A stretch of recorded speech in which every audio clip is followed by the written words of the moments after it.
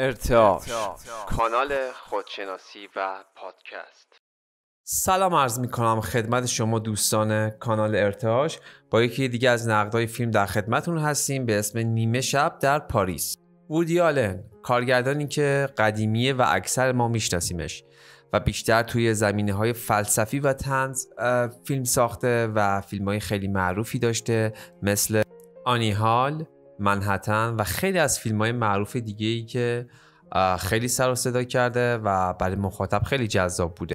19 بار نامزد جایزه اسکار شده و 4 بار هم جایزه اسکار رو برده و طنزی که داره همیشه زبانزد خاص عام هستش و همه مخاطبین از جمله کارگردان‌ها از این نوع سبک طنز ازش استقبال کردن همیشه. اما فیلم نیمه شب در پاریس یکی از فیلمایی هستش که علاوه بر درون مایه طنز یه فیلمی که حال و هوای خیالاتی و تخیلی یعنی تصویرسازی یک بازیگر رو نشون میده که توی دنیای خودش غرقه.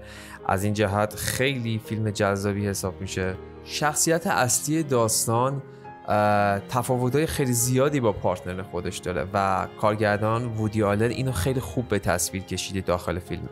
شاید همون مصداق ضرب المثل کبوتر با کبوتر باز با باز اینجا خیلی مشخص باشه که یه همچین فضایی چقدر میتونه شما دچار فرسایش و آندروپی بکنه.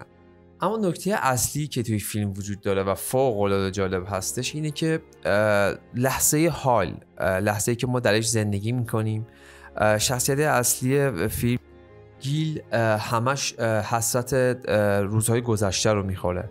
یعنی همیشه فکر میکنه که لحظاتی که توی قرن گذشته هستش، سالهای گذشته هستش، خیلی جذابتر از لحظه‌ای که الان داخلش قرار داره هست.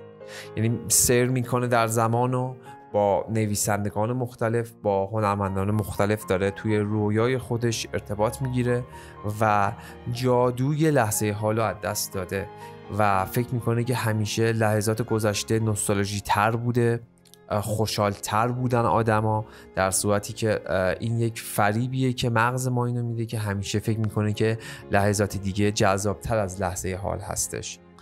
این کارگردان 89 ساله این فیلم رو تو سال 2011 ساخته و به نظرم یکی از نقطه عطفای فیلم این کارگردان هستش و با کارنامه کاریش تا حدودی متفاوت هست این کار و دست روی موضوع خیلی جالبی گذاشته و این فیلم از اون انسجام فیلمبرداری و فیلمنامه‌ای برخورداره و خیلی کمک کرده به این که ما این موضوع راحت‌تر هضمش کنیم، راحت‌تر درکش کنیم و به موضوع این که چگونه در لحظه حال زیستن خوشحال‌تری رو داشته باشیم پی ببریم.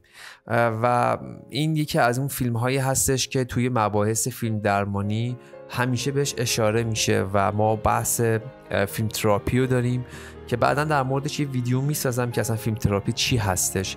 اما در این حد که ما بدونیم که چگونه میتونیم با کاراکترهای و شخصیتی یک فیلم همزاد پنداری بکنیم، میتونیم این همزاد پنداری رو در التیام خلاهایی که داریم در خودشناسی خودمون استفاده بکنیم و به عنوان یک تجربه زیستی در اصل خودشناسی خودمون اضافه بکنیم.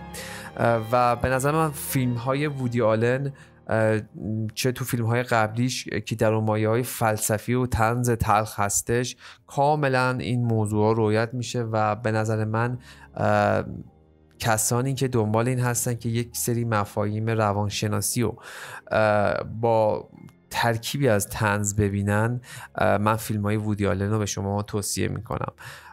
با ما همراه باشین، لایک و سابسکرایب یادتون نره. به زودی محتواهای جدیدتری منتشر میکنیم که امیدوارم خوشتون بیاد. با ما همراه باشید.